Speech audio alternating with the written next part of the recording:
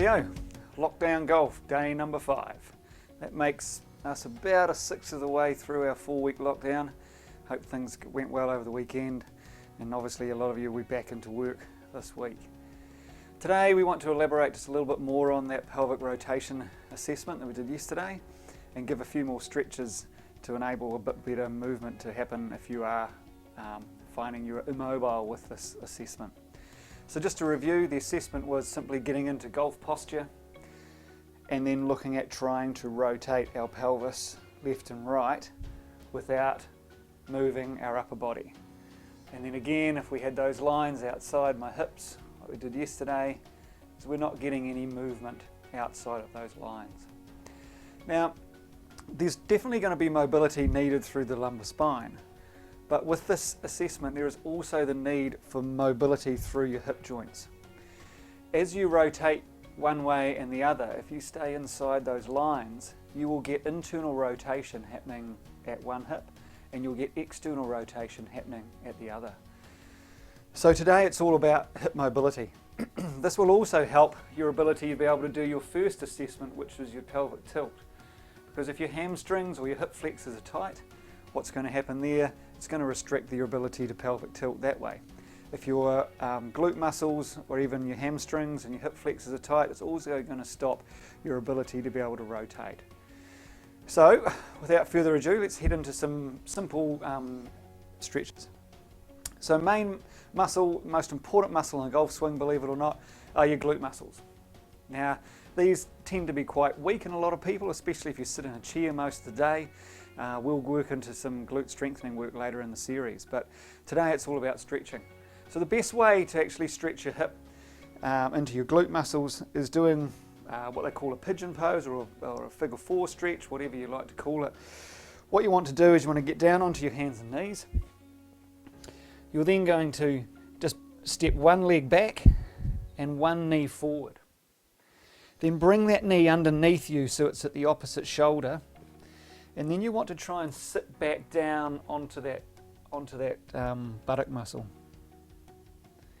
And you should feel a decent stretch right through that part of your hip. I'll show you just from front on here. Okay, one knee is going to come forward. It's going to then come underneath you like that, and you're sitting down into that bump muscle. Right.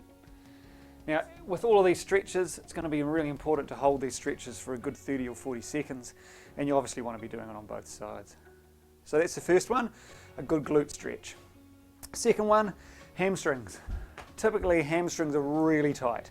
Most guys over the age of 25 most likely got tight hammies. Girls tend to be a little bit more flexible, guys. So, to do a good hamstring stretch, you want to be lying onto your back. You're going to clasp your hands behind your thigh, just above your knee, and then pull in with your arms and try and keep that pull in constant at all times. And then what you can do is just straighten out that leg actively until you feel a decent stretch through the back of the hamstring. Now the goal here isn't to try and get that knee as straight as possible, because if we straighten our knee out too much when we're doing hamstring stretch, we'll also stretch the nerve down the back of the leg, that sciatic nerve. And that may give you a bit more of a stretch through your upper calf or even sometimes down into your foot. Now, you don't want to feel that. You want to feel the stretch happening in the mid part of the hamstring. So make sure you start with that knee well towards your chest and then just straighten it out until you feel that stretch up in that hamstring region. Again, holding for a good 30 or 40 seconds and repeating this on each side. Now you also want to try and do 2 or 3 stretches of each stretch, because when we're looking at trying to stretch a muscle, we need to make that muscle adapt. That muscle will only adapt if we overload that muscle in some way. When we try and do strengthening in the gym, we must strengthen our muscles to a point where they are overloaded.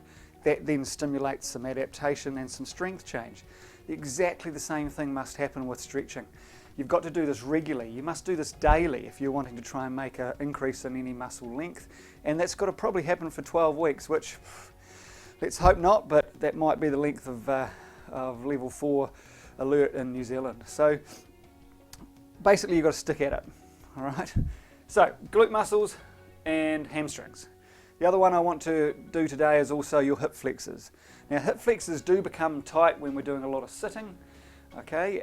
So it's really important for those office workers out there that like to play golf that we stretch out these muscles. So, most effective way of doing this is getting down onto one knee, okay? The other leg is pretty much at 90 degrees in front of you. Now in this position here, we want to actually do a little bit of a pelvic tilt. Now the pelvic tilt we want to do, we don't want to increase the arch in our back. We want to try and tuck under to flatten out our lower back here. Now as we tuck under here, some of you may already feel a stretch through the front of this back leg. If that's the case, that's where you hold the stretch. Now if you don't feel that stretch there, what you then want to do is you want to try and push forward a bit, keeping that tilt in your pelvis, until again you feel that stretch through the front here. Now common things we see that when people do this wrong is they either try and do this, so they lean their body backwards, or when they do the stretch forward is they move their whole body forward.